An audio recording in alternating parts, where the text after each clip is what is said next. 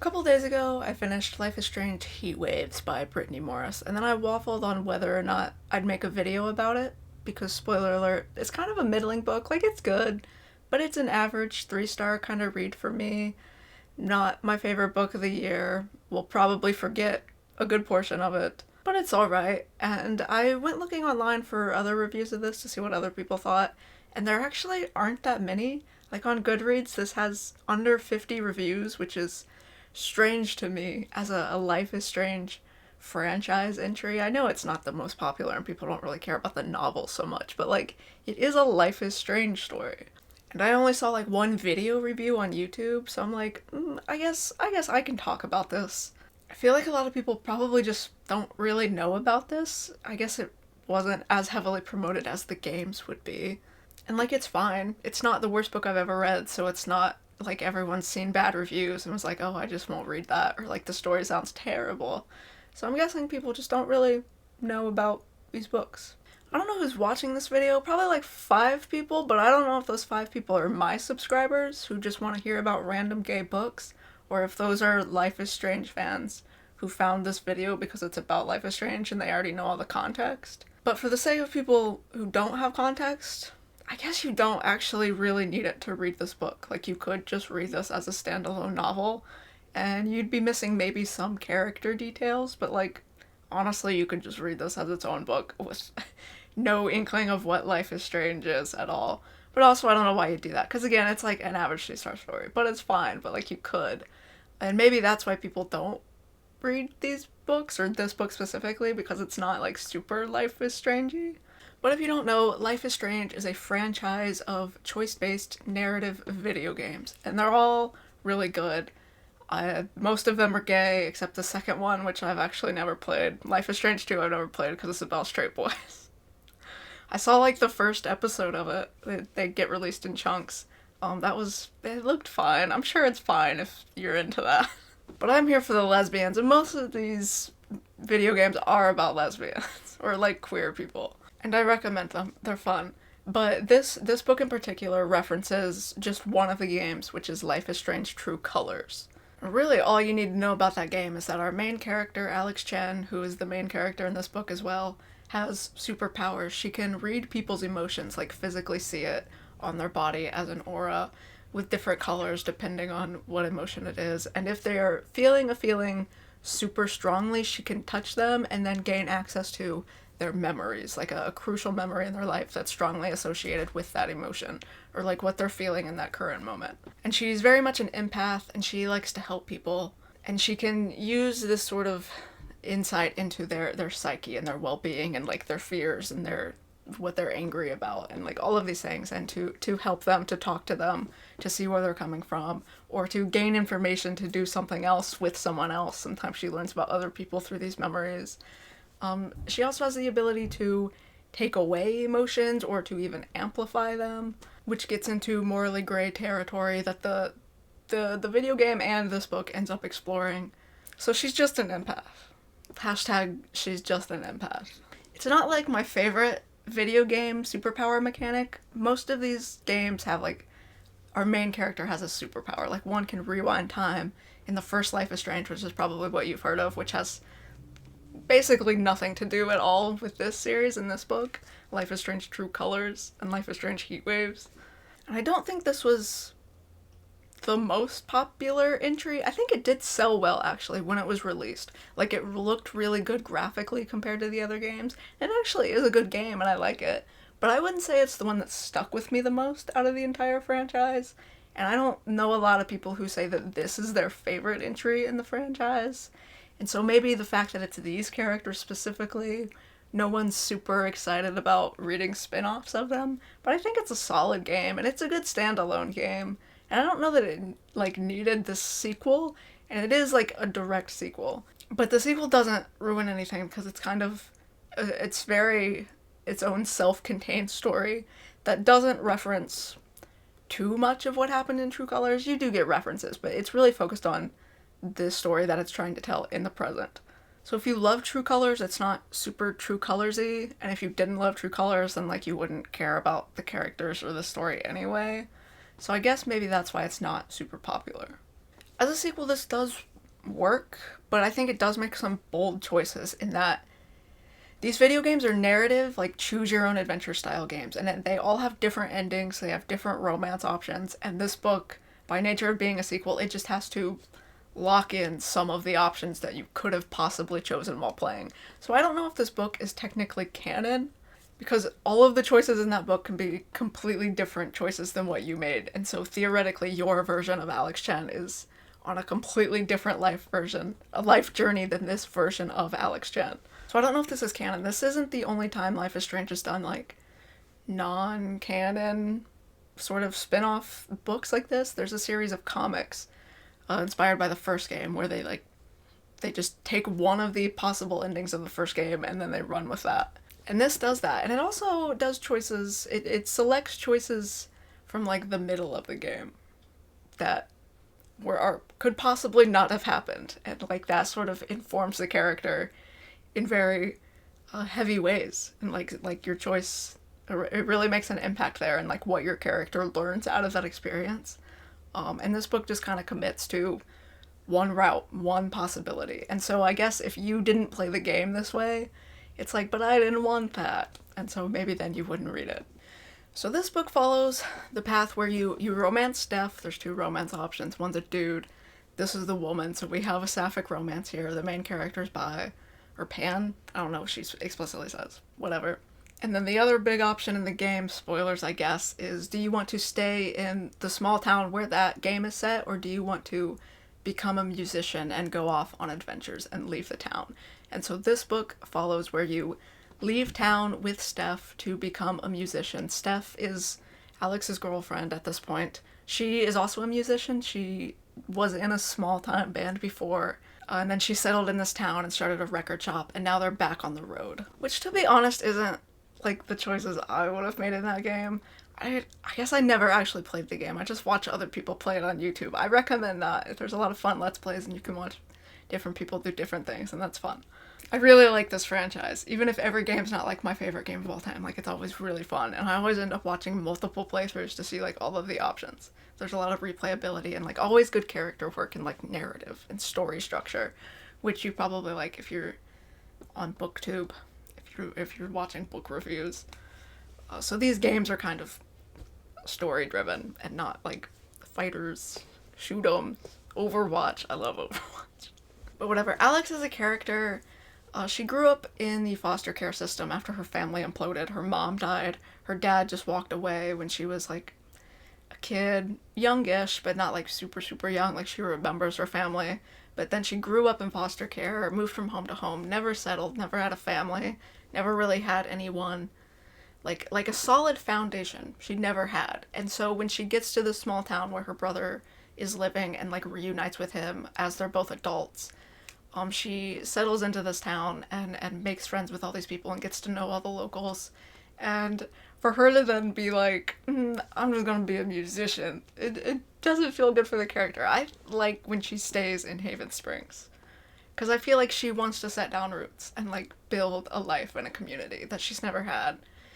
And instead we're just going on the road. And I'm gonna be honest, she's not that good a musician. Like, she's good. Like, she can sing, she has a good voice, and she plays guitar. But like, we don't even really get an inkling that this is her passion in life. It's just like a fun hobby she has. Like, she can do it. Like, she can whip out the acoustic guitar at a little campfire and do a sing-along. And like, she does like a cover of Creep in the video game. And I don't even think she really writes her own music. I get no inklings that she wanted to really be a famous touring musician, and she loves life on the road and writing music and connecting through music. She's just like has a hobby. But I guess we're on the road. And Steph, she does make sense as a musician. She was in a band before. And I'm gonna be honest, I like this couple, but this isn't my favorite couple in Life is Strange either. Because I feel like they kind of want different things. Like, they work well together, they like each other. But I don't know that they're like the most compatible couple long term of all time, because I feel like Steph never really intended to settle down and start this record shop in this little town.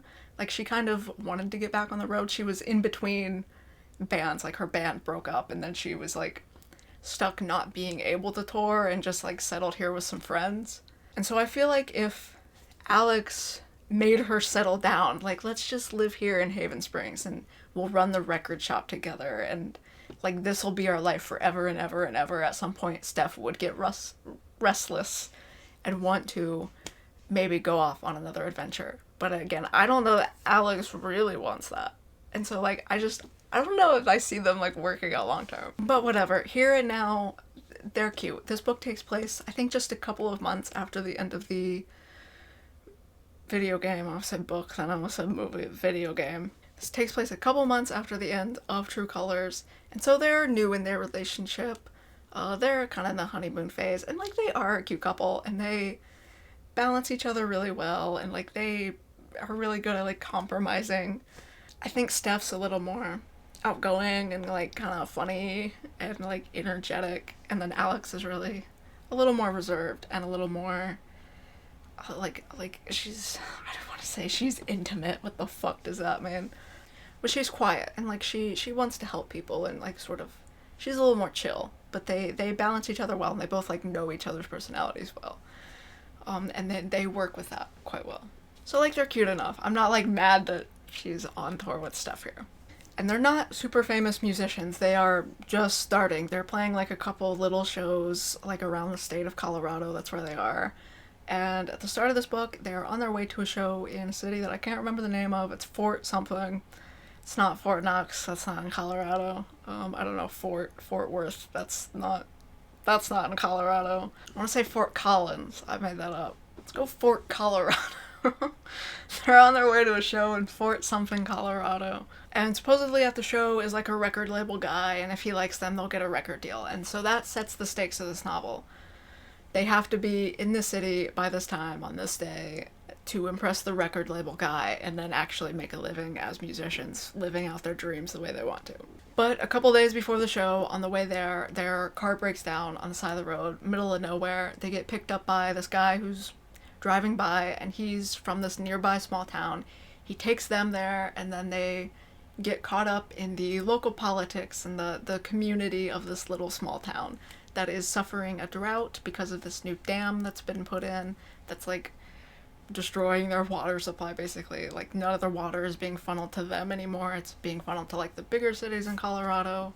They're struggling with water and food and farming, but also, like, the economy is really run down. Like, no one's here. They used to have some tourism for a water park, and now they don't have the water park anymore because they don't have water. This is the second book I've read in the last few months about a small town that once had a water park, even though it feels like there's, like, 20 people who live here. But whatever, a major part of this is a political story. So there's a young man who grew up in this town, was born and raised here, who was running for some sort of office, and it's like a statewide office. I don't know if it's like a senator. I feel like it says at the beginning, and then it didn't say again, or it's possible I wasn't paying attention. But it's like, I don't know, some vaguely government job, and he's gonna fix the town, they all think. Because they're all rooting for him. He's like a hometown hero kind of guy. And he's running against some woman they don't really like. And I did like this political story in that it's not just, like, comically black and white. In a lot of books like this, or a lot of stories like this, you'd have, like, one political candidate who's just blatantly evil and, like, wants to take even more water away from them. They shall have no water and they will die. And then you have one character who's like, no, we should maybe not kill these people in this entire town. But in this, we get a bit more complex. I also want to say, like, both of these candidates are from the same party. I don't know. I feel like it said in the beginning and then I just forgot. And then it's been a couple days since I read this. It doesn't really matter. But they're both... we learn a lot more about one character than the other. One political candidate than the other. But they're both, like, not caricatures of politicians. And so this hometown hero guy, we find out there's a lot more to him than meets the eye, and, like, things behind the scenes, and things he's worried about, and things he's not able to get done the way he wants to because of politics. And there's things the town doesn't know about him, and, like, deals he's made, and, like, how he's gotten to where he is. And the longer Steph and Alex stay in this town, the more they start to care about all of these people they're meeting. Again, their car's broken down, so they meet this guy who helps them get there, and then they meet the guy who runs the gas station, but the gas station is like the worst gas station in the world. It has absolutely none of the supplies they need because they just don't have the economy for that. They don't have the people to, like, restock it. The business isn't doing that well.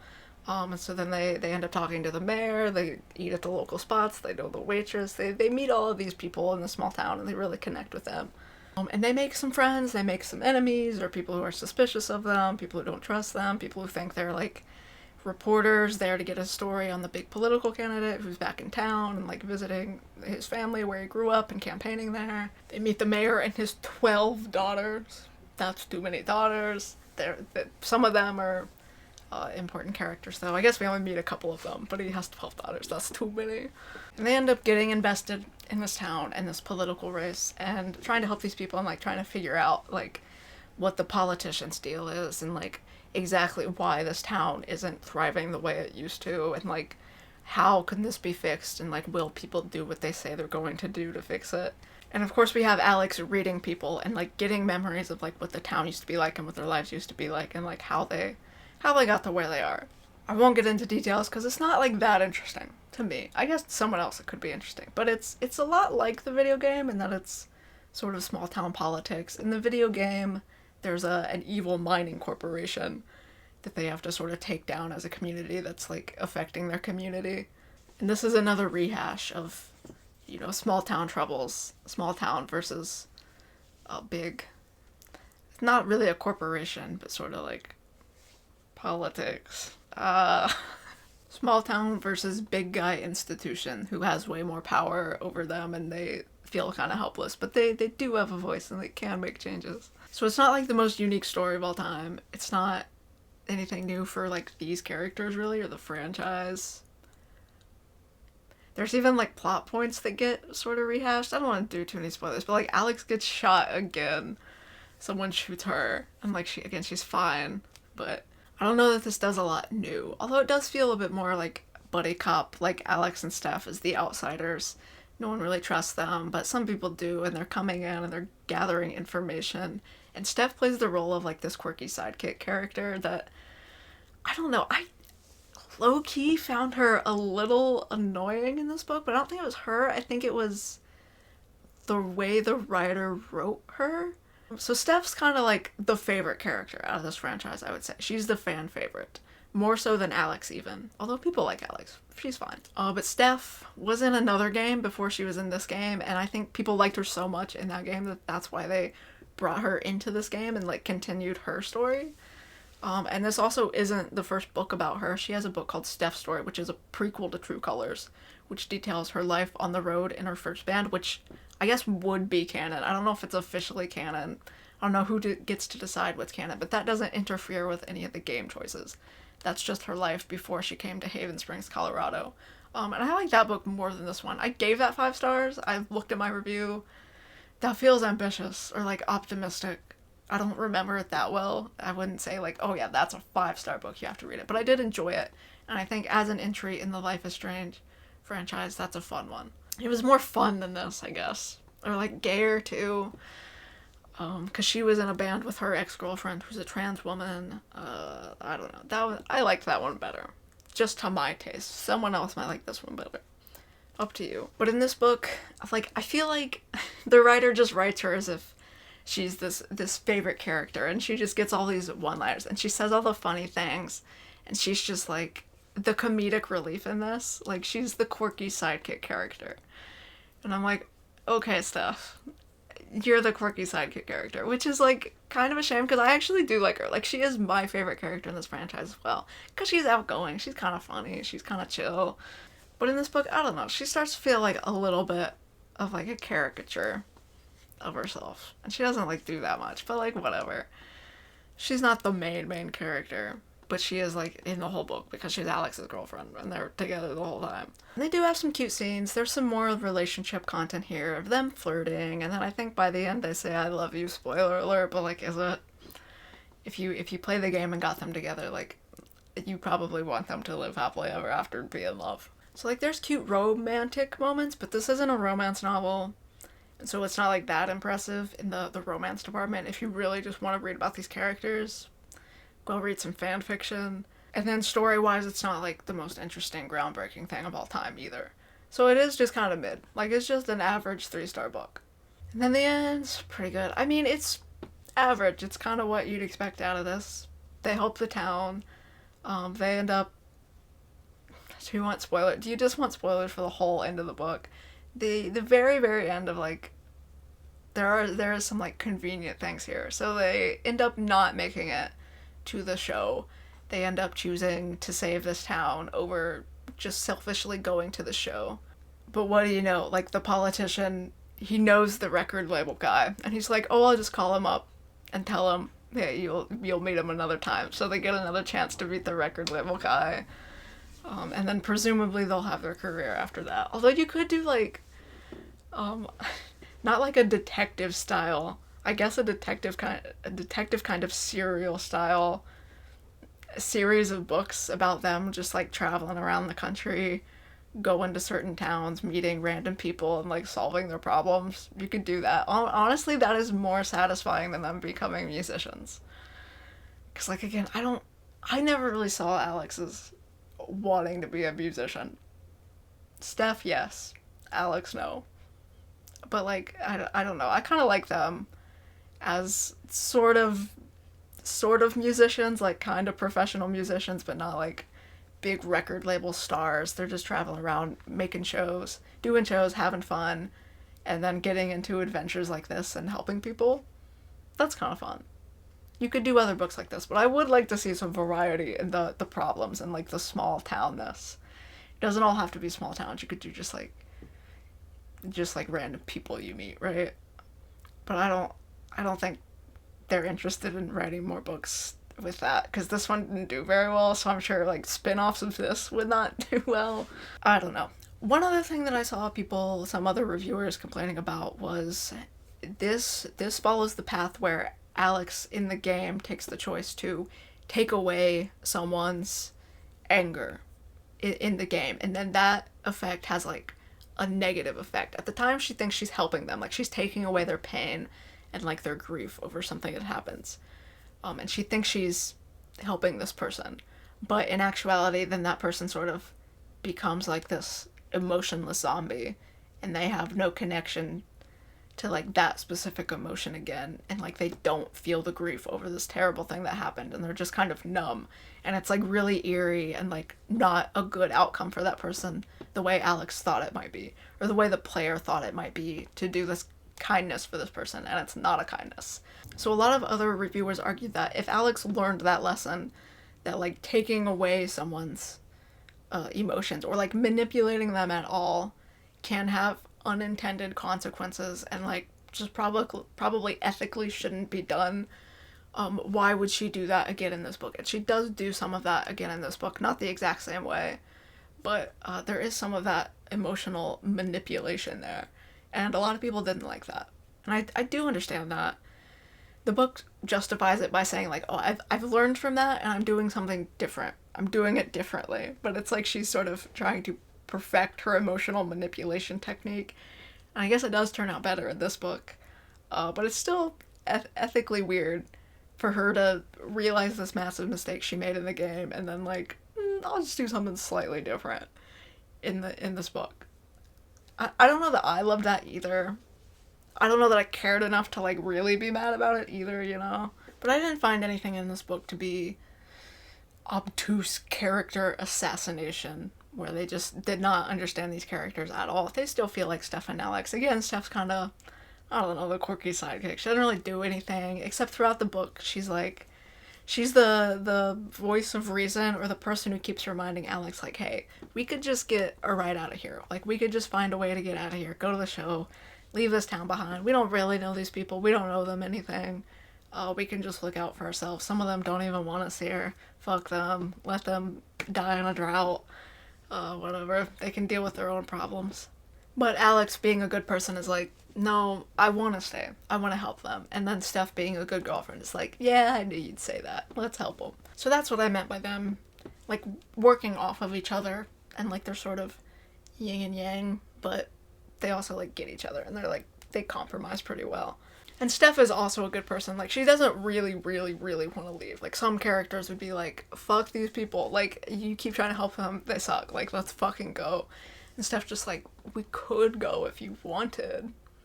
No, you want to stay. Okay, we'll stay. So she's a lot more supportive of Alex and, like, understands what Alex actually wants to do. So, like, they are cute, and they do feel like the characters from the game. It's fine. That's really all I have to say about this. It's fine. I'm 35 minutes in. 35 minutes in to just basically say, it's fine. If you're really into True Colors, give it a read, even if these aren't your choices. I mean, I don't know. It's just like a fun what if. It's like watching someone else play the game and then make different choices than you, and you're like, okay, this is interesting to see how this could have turned out. So you don't really have to think of it as canon. It doesn't have to ruin your choices in the game. It's just like a silly one-off what if kind of fun little vibe.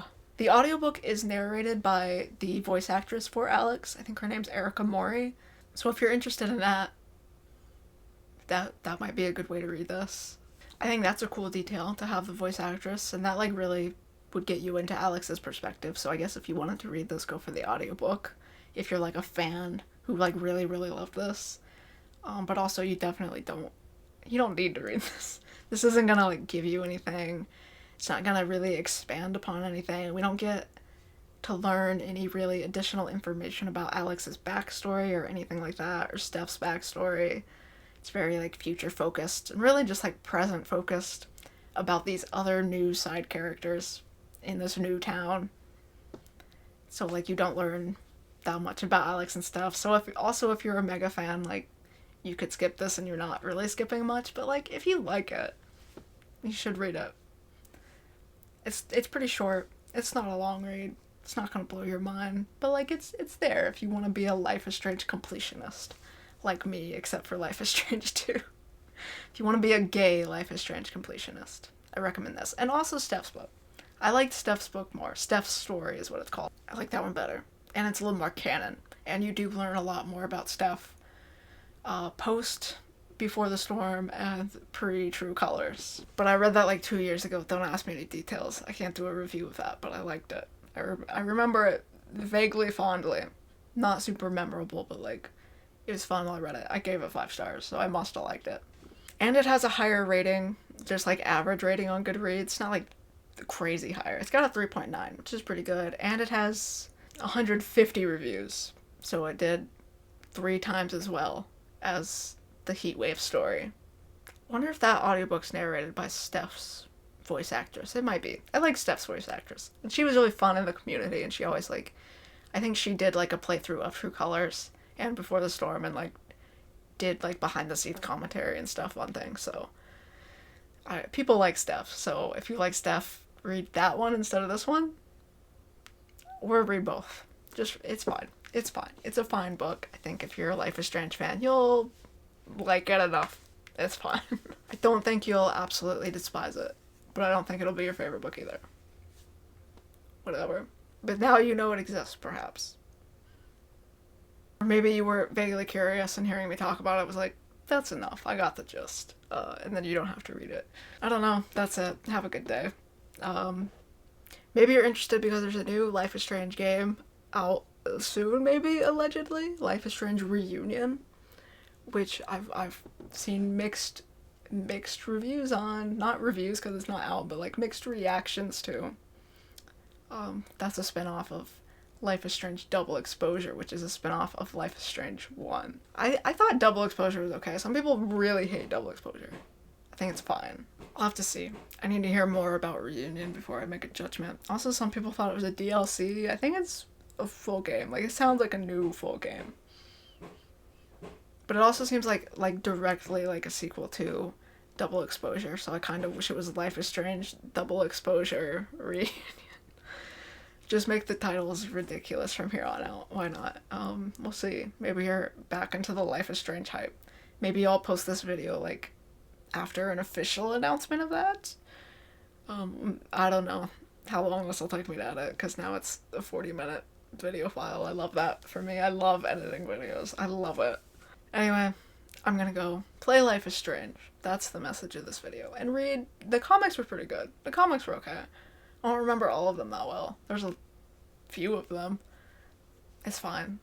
It's fine. They're all fine.